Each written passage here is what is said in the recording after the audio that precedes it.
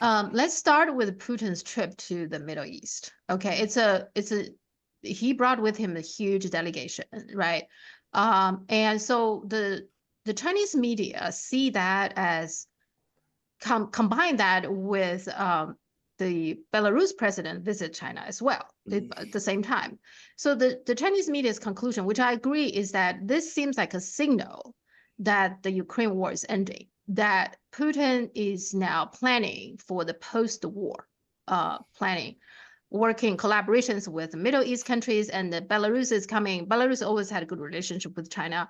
So he almost like a little bit like a representing Putin to inform the China, okay, the war is ending. Okay, now what's the next? All right, there's so many things we can do together. So Putin himself went to the Middle East and he came to China. It's kind of like almost like a joint effort of some kind. That's what the Chinese interpretation of it. So what is your view of this whole purpose of his trip? I think that is correct, absolutely correct. I think the Lukashenko visit to Beijing and the Putin visit to the Arabian states, to the UAE and Saudi Arabia, were obviously coordinated. But I would go even further. I would say that the coordination, the extent of the coordination, is even greater than some of those Chinese commentaries perhaps realize. Mm. And I would say that the Chinese are not just receiving Lukashenko. I think they're playing a much more proactive role in the whole process. Now, the key thing to understand is that the two countries that Putin visited, which are the UAE and Saudi Arabia, in a few weeks' time will be joining the BRICS. Mm-hmm. Iran, whose president he also met in Moscow, is joining the BRICS as well. Now, Lukashenko, Belarus, is not joining the BRICS, at least not for the moment. Mm-hmm. But bear in mind, Belarus is now very deeply integrated into the Russian structures. It's a member both of the Collective Security Treaty Organization and of the Eurasian Economic Union, which has now just concluded, by the way, a free trade agreement with Iran. And of course, the Russian, Belarusian militaries are becoming integrated with one another. Mm-hmm. And you can see there's just been an announcement, for example, that they're going to start training together. So in future, there will be a single training system that will involve both. So Lukashenko is very much a person who works extremely closely with Putin. Mm-hmm. So I think what these meetings were about, they were about many different things. Firstly, they were about the fact that the war in Ukraine is indeed coming to an end. We are now clearly in the end game in the war in Ukraine. Ukraine was very badly defeated over the course of the summer. It's astonishing to see the lengths to which Western commentators go to avoid using the word defeat for what actually happened over the course of the summer. There was a huge offensive, tens of thousands of men, thousands of tanks, all of that thrown into battle, and they lost badly. And now the Russians are on the attack on every part of the front lines. An important town called Marinka was captured by the Russians today. So there is a fundamental, we're now clearly in the end game. You see that the Americans themselves are losing hope of the war in Ukraine. So clearly the Russians are now in a strong position. It means that Putin is being received in places like the UAE and in Saudi Arabia as a victor. And that is, of course, an important thing. So, yes, the Russians are thinking about the future of Ukraine, about the kind of things that they're going to do. Putin has been talking a lot about this topic recently. He's been saying that Russians, Belarusians, and Ukrainians are three connected peoples, that they used to form one nation. He might have plans there. He wants to discuss them with his BRICS allies. He's gone to Arabia. He's gone to Saudi. He's talked to the president of Iran. He's got Lukashenko, who's clearly involved in all these discussions, to brief the Chinese leadership in Beijing about them. So there's that. But there are two other factors also at play. One is the Gaza crisis, and we mustn't forget this. Now, what was happening on the just after Putin's visit to the UAE and to Saudi Arabia is that the UAE presented a draft resolution calling for a ceasefire to Mhm, the UN Security Council. mhm, And then directly after that was vetoed by the United States, which is the only country that voted against it. Uh, just a few days later, essentially the same resolution was presented to the General Assembly, where it passed by an overwhelming margin. mhm, Um, Clearly, that has been very carefully coordinated. mhm, All of the various BRICS countries are working together on this. The Arab states are, the Russians are. It's critical to understand that the Chinese are playing a fundamental role in organizing these resolutions, which are putting mounting pressure on the United States. And we can see very much now in all of these discussions that the Russians, the Saudis, the Emiratis, the Iranians all have, that they're now taking up very much this originally Chinese idea of an international peace conference. So there was that agenda being worked out as well. The Russians were discussing all of these aspects, the diplomatic moves in the General Assembly, in the UN, with the key Arab states and with the Iranians. But if you look at Putin's delegation, which, as you rightly said, was an enormous one, mhm, trade ministers, finance ministers, the head of the central bank, all of those people were going there. And to me, it it is clear that it was all about sorting out the various BRICS integration mhm, processes, the setting up of the transport corridors, the refining of the payment systems, the discussions about how the oil trade is to be restructured around other currencies.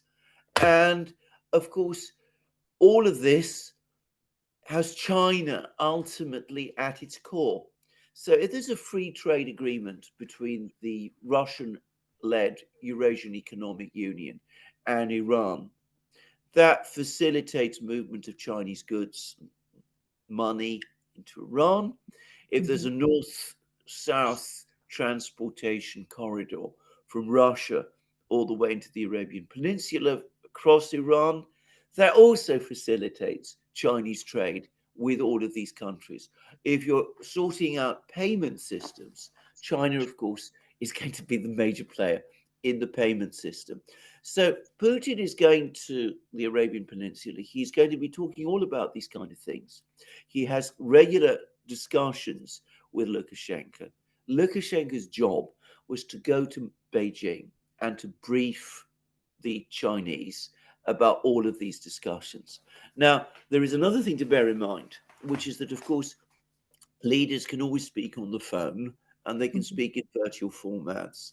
mhm. But with the trouble when you do that is you don't always know who is listening in.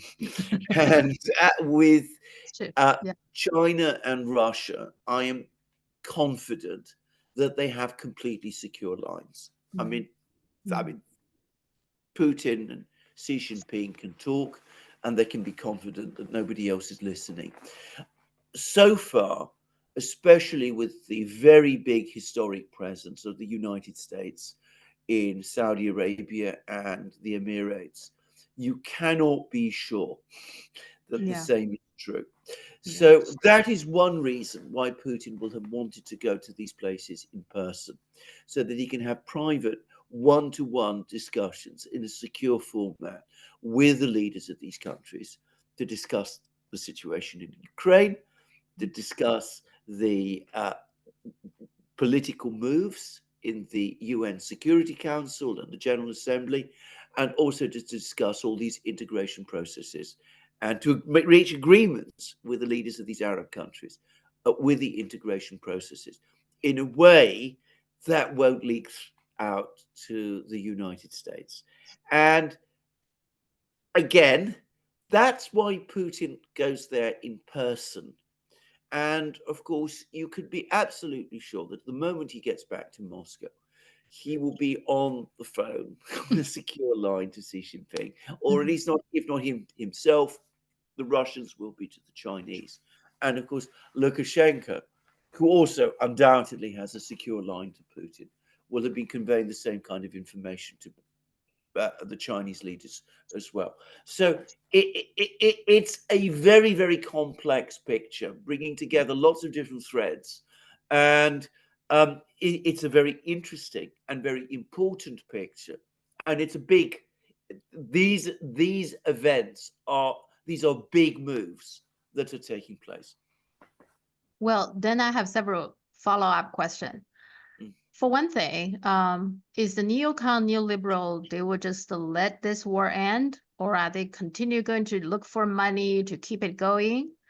The second one is, one thing we know about the neocon neoliberal is they cannot have peace. All right. So does it mean, okay, if they let the Ukraine war end, in whatever form that they create, okay, is the next one coming? Iran, China, or both?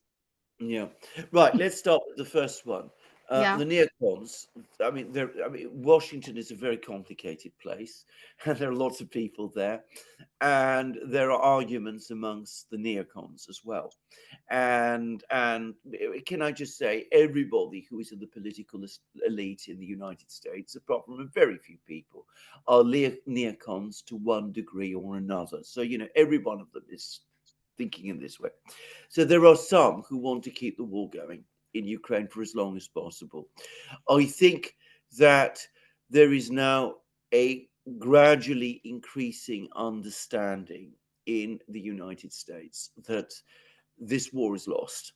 Mhm. The Ukraine was very badly defeated in the summer, worse than people in the West want to admit.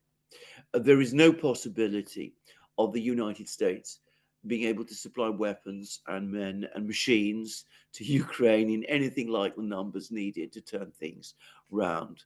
So I think that the priority now in Washington is not to win the war, but to prolong it for as long as possible in order to, firstly, enable the United States to get through its election next year Mhm. without a geopolitical defeat, on a very big scale, dominating the headlines in the weeks running up to the voting. So I think that is an important priority for the people in Washington.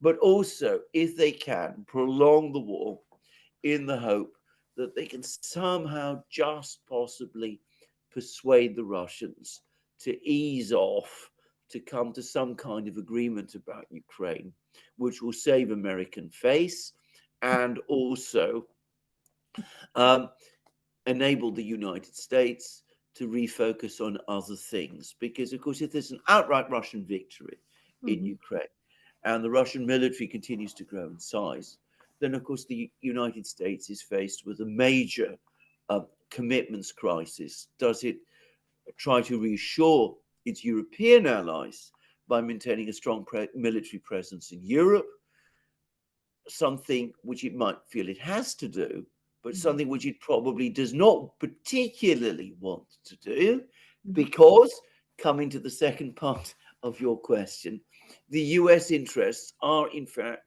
starting to turn increasingly elsewhere. And we have a very large part of the American fleet now in the Middle East. There's an American aircraft carrier in the Persian Gulf. There's a very powerful submarine with 120 Tomahawk missiles, also apparently in the Gulf. There's another American aircraft carrier in the Eastern Mediterranean. There's a huge military buildup in the Middle East, and it's clearly focused on Iran. And there are some people in Washington, undoubtedly, who do want an American strike on Iran. Mhm. And looming behind everything, there is Taiwan. Yeah. And the United States is now providing funds to upgrade the Taiwanese army. Mhm. And I read in the BBC that they're proposing to spend $10 billion on upgrading the Taiwanese army, not the Air Force, not the Mhm. Navy, the army specifically. So there are those plans underway as well. And yes, I think that neocons and neoliberals do want wars. They want basically a state of permanent war. They understand the war in Ukraine is not going well. What they want to do is to walk away from it, limiting the damage to themselves so that they can focus on other things. And I'm sorry to say this, Iran is a particular obsession of theirs, but their overriding priority remains China. Yeah, there are a few things also going on in the Philippines front. Probably Mm, the Western media hasn't reported much. One thing is that the Philippines and with China always have a little bit of beef in the South China Sea, but recently it has gone a little bit, I think, step up a little bit more, mm, to the degree that there's in the Philippines government, there are people even talking about expel the ambassador, Chinese ambassador. And the Philippine ambassador to the United States said something like, oh, the trigger of the war will not be Taiwan. It's going to be in the South China Sea. mm. And then this morning, I just read that the Russian Pacific Fleet now just visited Vietnam and is also now in South China Sea. So there's lots of things going on there. What is There's a your huge, view on that? there's a Because huge, for the United States, as long as there's war against China, that'll be good, right? Whether it's Taiwan, whether it's Philippines, it's just that anybody start a war with China, is that their purpose? Don't you think? it is absolutely the thing to always understand about China is that it has frightened the United States more than any other country, not because of China's military build-ups or because people in the United States, the leadership seriously believes that China is setting out to replace the United States.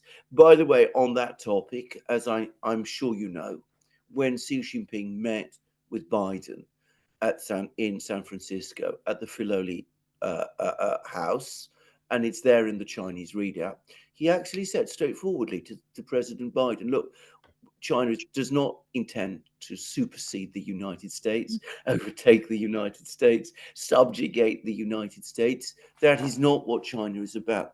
That is not what the Americans, I think, fundamentally deep down understand that very well. Mhm. But what is unnerving them is that China has overtaken them economically. Now, Mhm. there was a very interesting article in the Financial Times recently. The Financial Times being a newspaper historically very close to the United States, and by the way, ultimately owned by a Japanese business, Mhm. just say. Anyway, the Financial Times had an article, sorry, America, China has a bigger economy than you. And it was very interesting. It's actually an eye-opening article because they went through all the statistics. They discussed, things based on purchasing power parity. They said, look, you can see from this that China actually overtook the United States in purchasing power parity terms during the time of the Trump administration. And despite all the talk and propaganda that we're hearing endlessly now about the Chinese economic slowdown. In fact, the gap between the two economies has grown, and China is now between a fifth and a quarter bigger than the United States is. And you can see this in many other metrics. You can see it in electricity consumption, in all kinds of other things. So for the Americans, this is an extremely unnerving thing Mhm. because they become very, very accustomed to the fact that they are the biggest and richest economy in the world. And of course, that ultimately has been the root of their power. Their power has been founded on their economic strength and Mhm. on their wealth, the sense that they are much. richer and therefore ultimately stronger than everyone else. Now they find that China is richer and stronger in aggregate than they are. And that has spooked them. So this is where the South China Sea comes in, because of course the South China Sea, which is by the way called the South China Sea because it is close to China.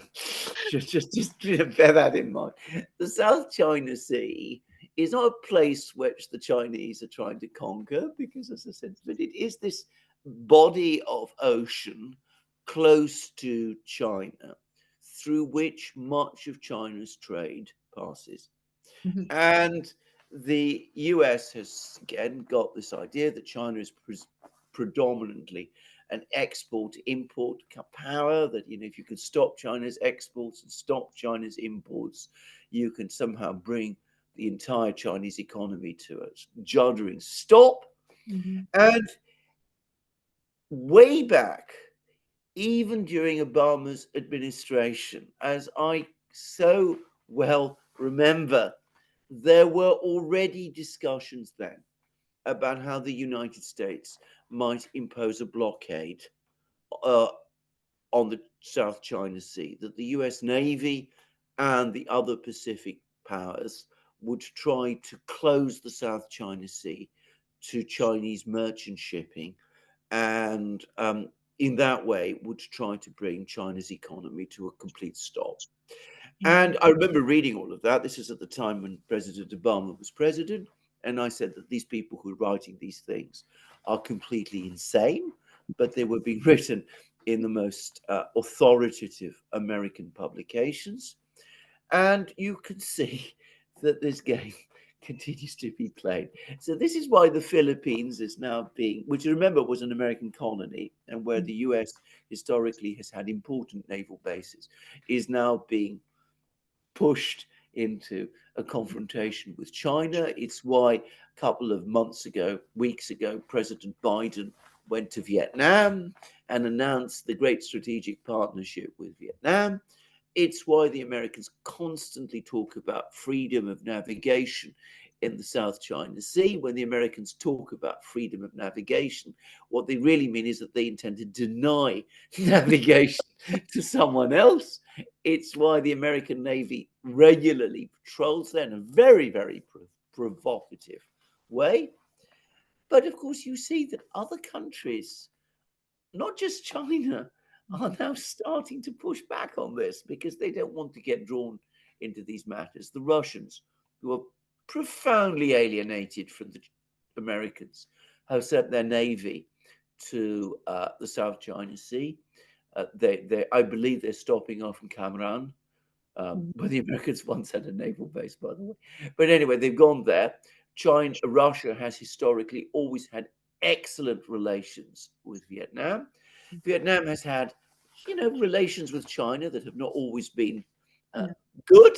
I mean, it's a long, long relationship, but they're very intelligent people. They have no intention of getting into a war with China for America's benefit. So, of course, they had Biden come to Vietnam a few weeks ago. Now, the Russians are there.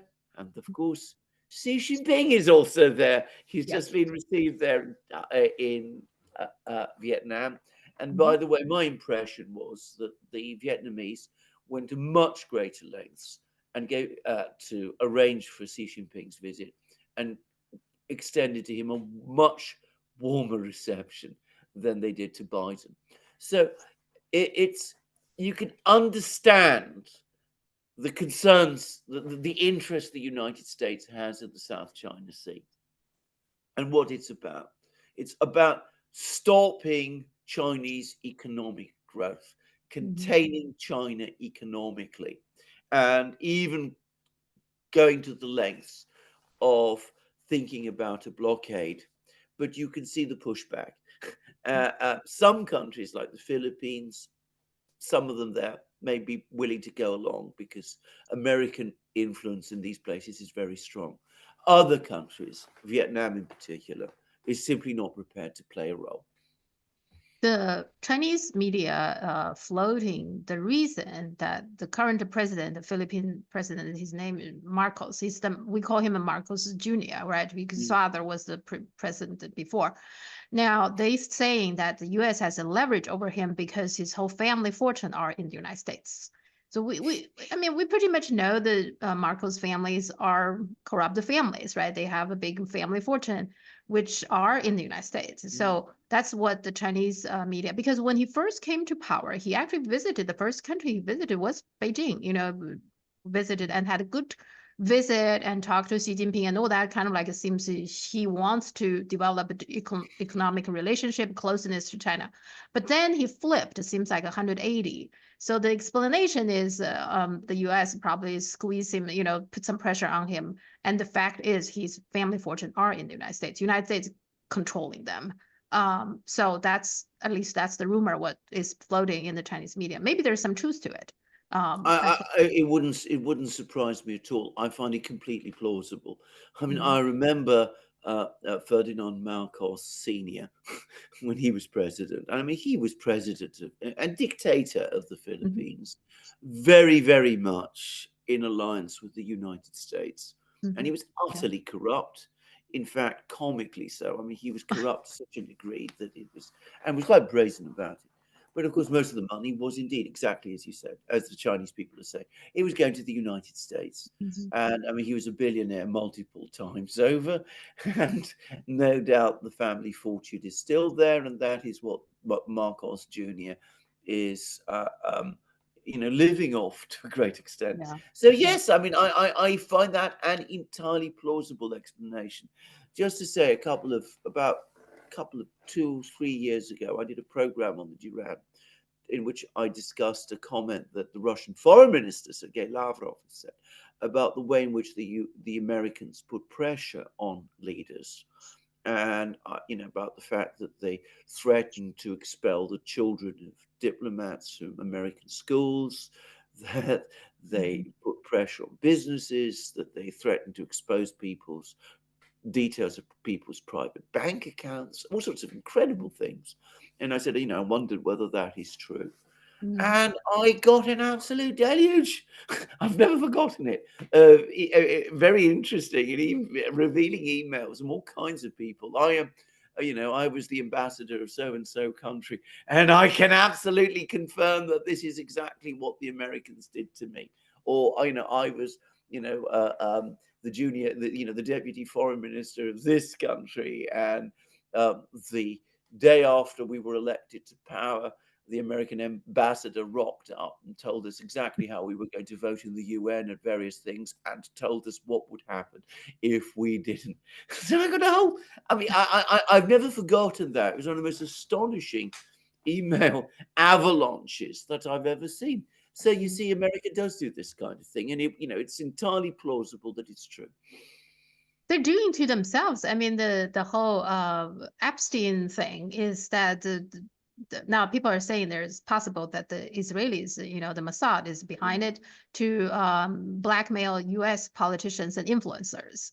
We don't know, I mean, for sure, but that seems to me possible as well, right? So, which make you wonder, I mean, there's so much talking about the Russian influence. I don't know Russian influence is even close to the influence that the Mossad and the Israeli government has over the U.S. decision makers. Wouldn't you agree? Well, I can answer that very simply. No, it isn't.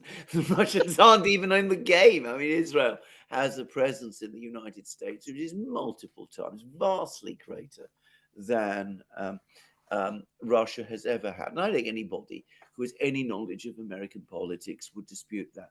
The great problem with the influence game is that once it gets out of control, it is out of control. Everybody then can do it. Everybody can be pressured.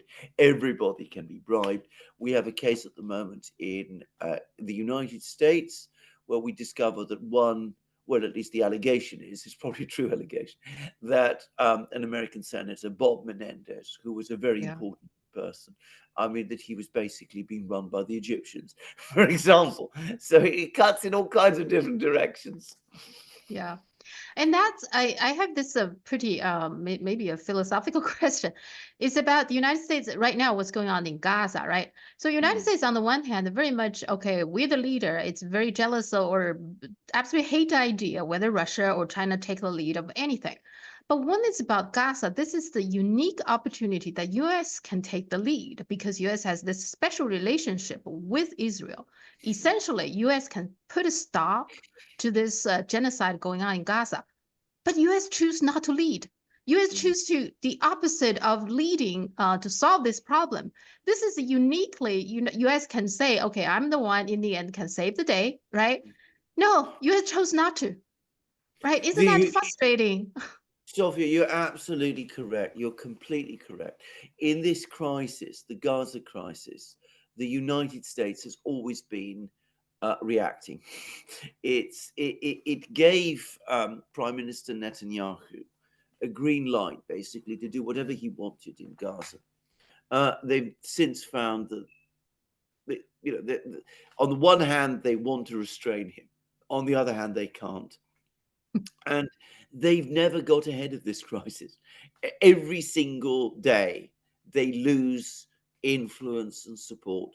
If you look at the General Assembly, there was a vote on the 26th of October calling for a humanitarian truce, and it attracted 120 votes. Yesterday, there was a vote in the General Assembly which called for a humanitarian ceasefire, immediate humanitarian ceasefire, and it attracted 153 votes. The extent of the US's isolation is increasing. And the reason that is happening, again, is because of a structural problem with American politics. Because on the one hand, the United States has these vast, grandiose, overarching ambitions. But at the same time, American politicians tend to see foreign politics, in many cases, as an extension of domestic ones. Mhm. And in America, historically, until very, very recently, if you wanted to get ahead, you did so by taking pro-Israeli positions. And American politicians, American leaders, including President Biden, are so hardwired to think in this way that they just can't stop doing so. And as they see everything going wrong for them in the Middle East and the US becoming increasingly isolated, they don't know how to change. They don't know how to change positions. And this is again where, by the way, I come back to the rise of China, because once upon a time it wouldn't have mattered. I mean, people in the Middle East, when things like this happened before, which they've happened many times, by the way, might have been very angry. People across the global south might have been very angry. But the United States was so powerful, it didn't matter, if the Americans were isolated. Well, they were so powerful that it didn't worry them. Today, when they have an adversary, of course, it's not really an adversary, but when there is another country, China, which is as rich and as powerful as they are, everything changes. Mhm. And this is again something that American political leaders find very difficult to accept or understand. Yeah. Yeah, which I just find is interesting because this is a perfect opportunity for the United States to lead, right? To show the world that, we are still not replaceable because we're so unique. We have this relationship with so much influence on Israel. So we can put a stop to this, but they chose not to. They chose to do the exact opposite, to isolate themselves again and again. And even the European countries are not voting with United States now. The last round was, I think, only UK vote abstain, right? And all the others voted for the resolution. And United States is the only one, very much isolated, which It's is, becoming more isolated by the day. But of yeah, course, all this rhetoric about America being the indispensable nation and all of this is something that the Americans, at some level, believe because they want to believe. But it is completely disconnected from reality. In fact, one of the problems with that kind of rhetoric is that the truth is very much closer to being the opposite Mhm. than that. It's far from being the indispensable nation. It is the nation, the state, that is causing the most problems and creating the most obstacles in the international system. Yeah, yeah. And also I have another philosophical question is that do you Mm. think the collapse of the Soviet Union in the end is that really good for the United States? No, it was a Because disaster for the United States. Let's discuss what. No, no, and I'm being absolutely serious about this. It was an absolute disaster for the United States, and I remember saying so to some Americans at the time. And interestingly enough, they agreed with me, because what happened after the end of the Second World War is you had two superpowers appear. One was the United States, enormously rich, extremely powerful, very self-confident. It had suffered very few losses during the Second World War. It had grown very, very much richer. The other was the Soviet Union, a much poorer country, deeply traumatized by the experience of the Second World War, in which 27 million people died. But what the Soviet Union did, and it acted as a deeply conservative, it was fundamentally a deeply conservative country, is because it was a superpower. It was able to provide a check to the United States. So that prevented the United States from overreaching itself and getting itself into all kinds of problems, because the Soviets were always there to restrain it. And when it did get into trouble, the Soviets were always there to help it out, because, again, the Soviets, the thing they wanted most of all was stability within the system, because they didn't want another war. And at the same time, because the Soviet Union was a country which most of the really important people in the world didn't like, that meant that most of the world, or at least most of the people who mattered in the world during the Cold War, instinctively sided with the United States. So it buttressed the American position, whilst at the same time providing that essential restraint upon it. The Soviet Union, people have completely misunderstood what it was about. It was the sheet anchor that kept the entire international system in balance. When it was gone, Mhm. the Americans felt that there was no restraint. They had no sense of restraint anymore. They got into all kinds of situations and messes. They no longer had the Soviets to help them out, which, again, I remember happening regularly. And it was no longer the case anymore that the various powerful people, the people who mattered around the world, felt that they had no choice but to stick with the United States, because the Soviet Union was an unacceptable alternative. So now we see Putin being able to meet the King of Saudi Arabia, and of course Xi Jinping was there just a short time ago, and the Saudis are completely relaxed with that. Whereas before they would never have wanted to meet the Soviet leader, whoever that was, because the Soviet Union was anathema to them. And that is the great difference between the situation today and the situation before. Yeah, and then you conversation with Colonel Wilkinson and Glenn Deason. It was a very interesting conversation. And in that, this Colonel Wilkinson, he said that. He said those neocon, those warmonger people, they have always been there.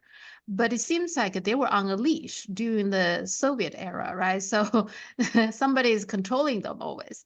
But once the Cold War ends, it seems like they just break out and then they do whatever they want, totally out of control, which is where we are today, seems like.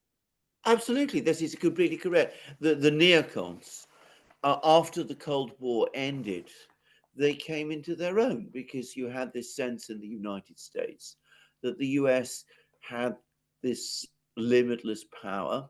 It had won the Cold War, so there was nothing that that was beyond its power. It believed itself to be, on the right side of history, as American leaders always tell us. And they thought that anything was possible, which is exactly, of course, what the neocons had always been arguing. They considered themselves to be vindicated. And during the Cold War, the neocons or their predecessors were always against any kind of détente with the Soviet Union. And they always said, there's no reason to engage in détente with the Soviet Union, because if we take hardline positions, the Soviets will collapse. The Soviets did collapse. The neocons said, we won. We were right. We were the people all along who were right. And that's why they've gained this enormous hold over American policy to this day. And it unleashed them. And they didn't understand a lot about the Cold War. They didn't understand a lot about the Soviet Union at that time. They didn't understand that for the Soviets, the overriding priority was always to avoid a war with the United States. That was the one thing they were so frightened of the United States that they were prepared to go to any lengths to avoid that. They destroyed their relationship with China in order to avoid getting into a prolonged confrontation with the United States, something which many Russians, by the way, have told me was their greatest mistake. But anyway, that's the neocons, of course, didn't see it or understand it in those terms. But when the Soviet Union left, they felt empowered in exactly the way that Colonel Wilkinson said. Yeah. And in that sense, I think it's also bad news for the world, because it's good for the world to have a balance. I think it put, leash on these extreme people for the United States. And now we have something pretty dangerous, I think. You need a balance Yeah. when one of the main points of power is as belligerent and as grandiose about itself as the United States is. There have been historically other forms of international relations.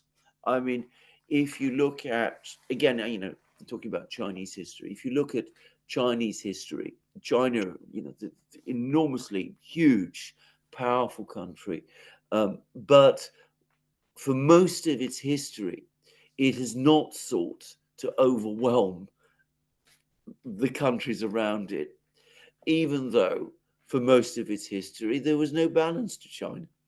But China had a completely different perspective, both about itself and about international relations, than the United States did.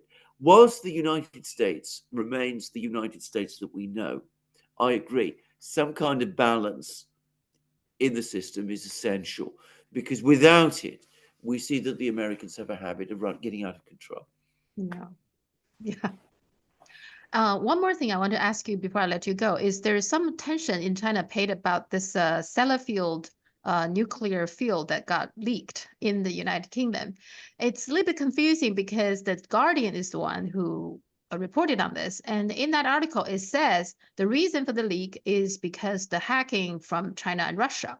But now the UK government seems denying that. What is going on here? Now, one thing the Chinese media is saying, oh, now we understand why they are so calm when it's clear that Japanese is leaking, discharge all the contaminated, nuclear contaminated water, because they're leaking that themselves. So there's all kind of discussion in China. So what is the reaction in the Britain's public, and what is your take on that? Well, right. Let's start about Sellafield, which is one of the biggest nuclear power stations complexes in Britain. It goes all the way back to the 1950s. It has an unending record of leaks and accidents. There was a big fire there, for example, in the 1950s.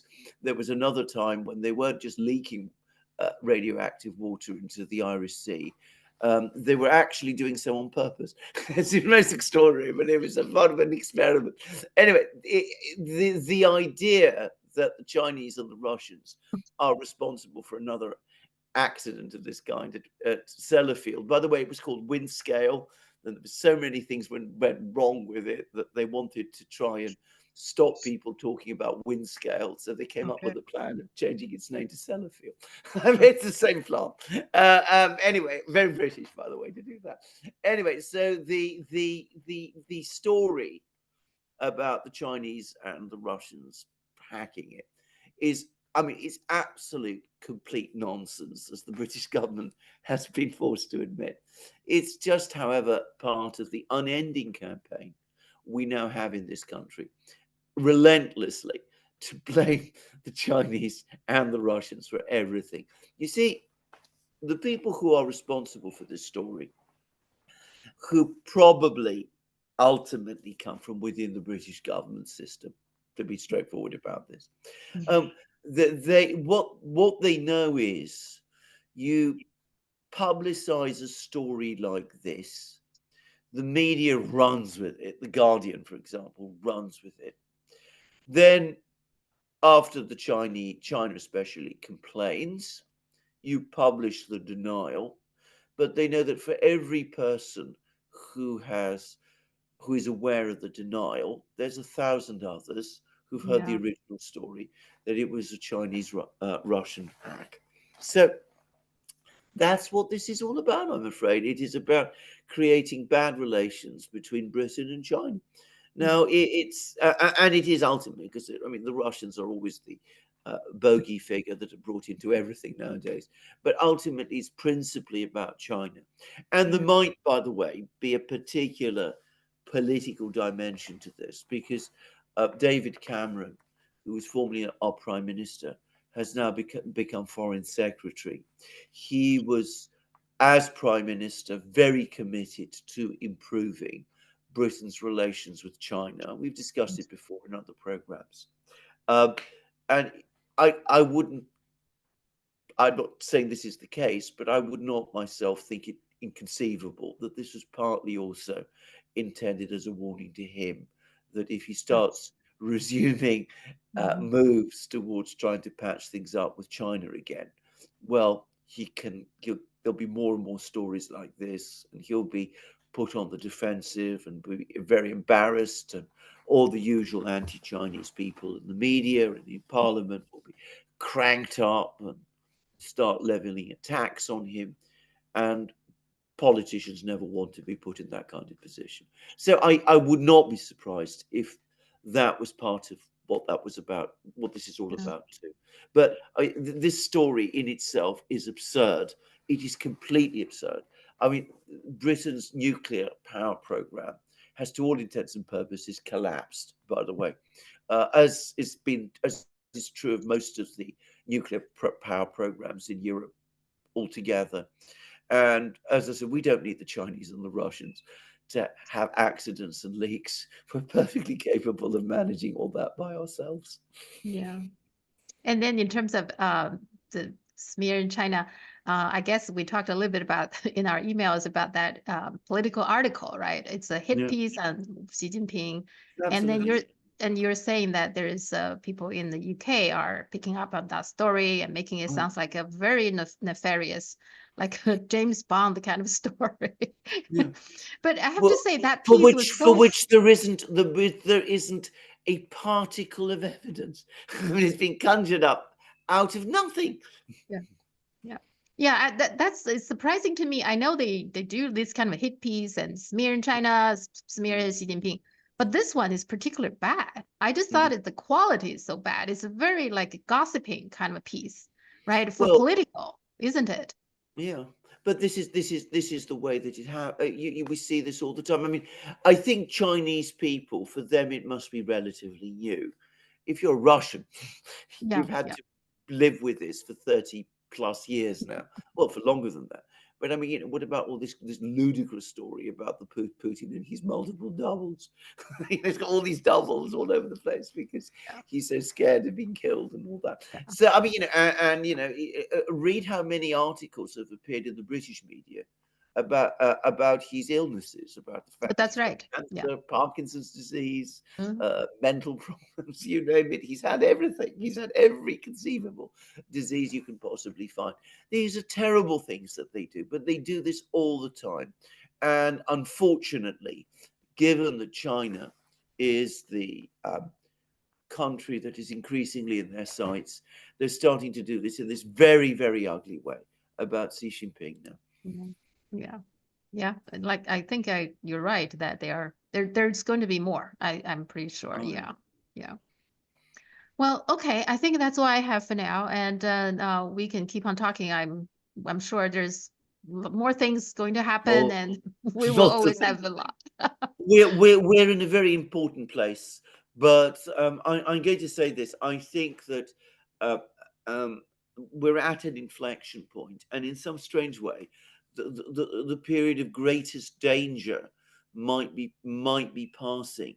Um, the fact is that if the US failed against Russia, Mhm.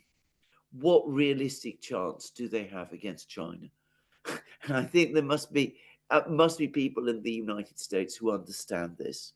But So they won't stop. But that's the no, thing. But I that's not know, going to but stop them. I know, but it will. I mean, make some people in the United States angry, more angry, and more determined to press on because that's the Mhm. kind of people they are.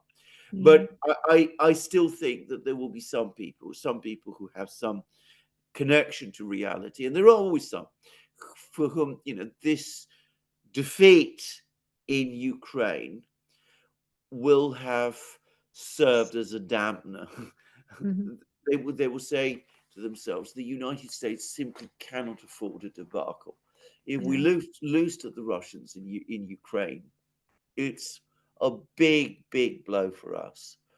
If we find ourselves in a crisis in the South China Sea or in Taiwan, and assuming World War III is avoided, which it might not be in that case, but assuming that World War III is avoided, the only outcome will be that we will lose. Every single war game that's been done shows Yeah. that they lose. We Yeah. will lose, and we will not be able to survive that geopolitically. We will nobody at that point any longer will believe that we are any longer the world's leading country. Mhm. So let's not get into that position. So Yeah. I'm a little bit more optimistic than I was a few months ago, but that's not to say that we're not going to see some very tough and hard things happen in the next few months or years. Enough to I keep hope us you, enough to yeah. keep us busy anyway. Oh yeah. I hope you're right. I really hope you're right Mm, because what's going on right now, everything is accelerating, what they're doing in Taiwan, in Philippines, it's pretty mm, unsettling to me, yeah. Well, So it is very unsettling, yeah. and it is very dangerous. Mhm. It's Yeah. extremely dangerous. Okay, let's hope somebody with good, clear mind can prevail. Let's hope Well, in indeed. DC. We Well, need indeed. that. Yeah. Absolutely.